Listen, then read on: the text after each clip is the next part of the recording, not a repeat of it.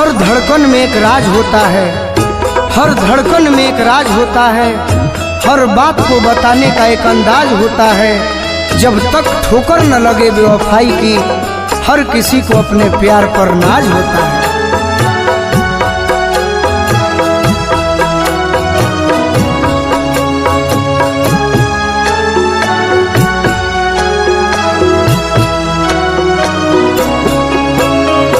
जाई के ससुरवा जन हो भुलाई गईलू, कवन धन पलो भाई गईलू ना।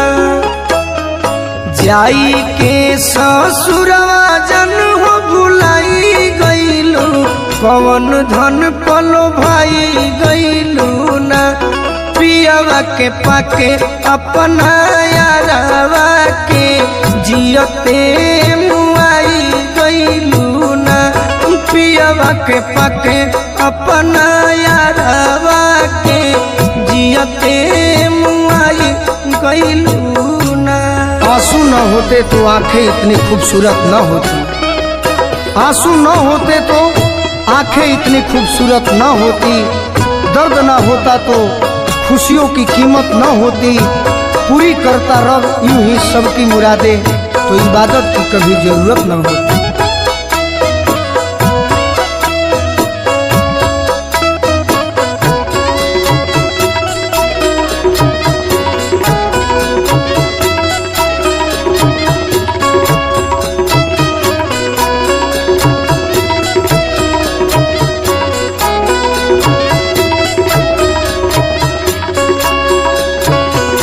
खींच दिहलू कपड़ा जैसे हमारा तू प्यार के, भइलू नीरदई कैसे भूल गईलू यार के।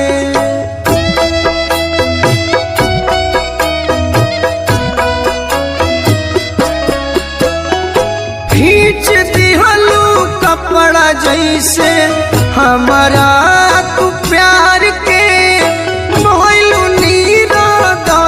कैसे भूल गईलू यार के। पहिले तो अपन रहलू अपन कहलू, कैसे पराया भइलू ना। पहिले तो अपन रहलू अपन कहलू, कैसे पराया भइलू ना। पियवा के पाके अपना यारवा के जियते मुआई गईलू ना। पियवा के पाके अपना यारवा के जियते मुआई गईलू ना। कभी किसी से जिक्र जुदाई मत करना, इन आंसुओं को कभी रोशनाई मत करना। और जहाँ से जी न लगे वहीं से बिछड़ जाना, मगर खुदा के लिए बेवफाई मत करना।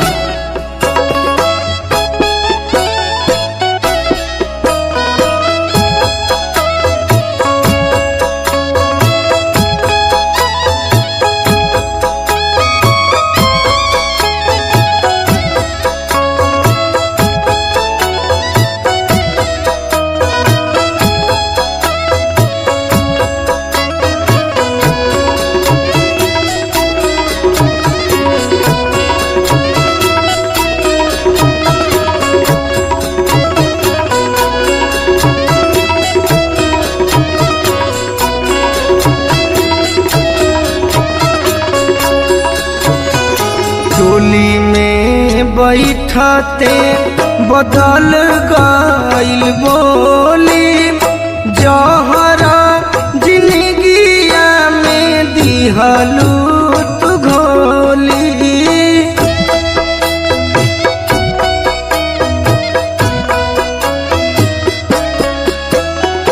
डोली में बैठते बदल गईल बोली,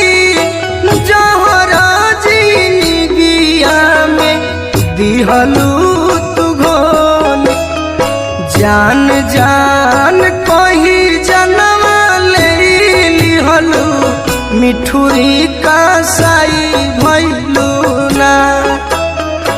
जान जान कही जनवा ले लिहलू मिठुरी का साई भैलू ना पियावा के पाके अपना यारवा के जियते मुआई गईलू ना कि पियावा के पाके अपना यारवा के जियते मुआई गईलू ना। मेरे जीने के लिए तेरा अरमान ही काफी है, मेरे जीने के लिए तेरा अरमान ही काफी है, दिल के कलम से लिखिए दस्तान ही काफी है। तीर और तलवार की तुझे क्या जरूरत है नाज़िम, कत्ल करने के लिए तेरी मुस्कान ही काफी है।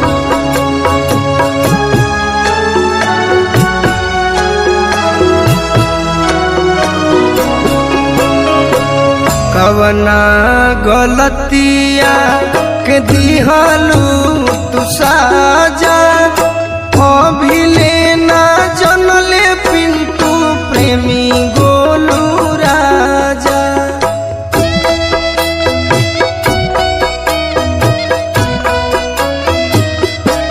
हो कवना गलतिया के दिहलू तू साजा अंजनी हलचल गोलू राजा। दिलवा के खुतावा से प्यार वाला तोतवा उड़ाई गईलू ना। दिलवा के खुतावा से प्यार वाला तोतवा उड़ाई गईलू ना। पियावा के पाके अपना यारवा के जियते मुआई गईलू ना। पियावा के पाके अपना यारवा के जियते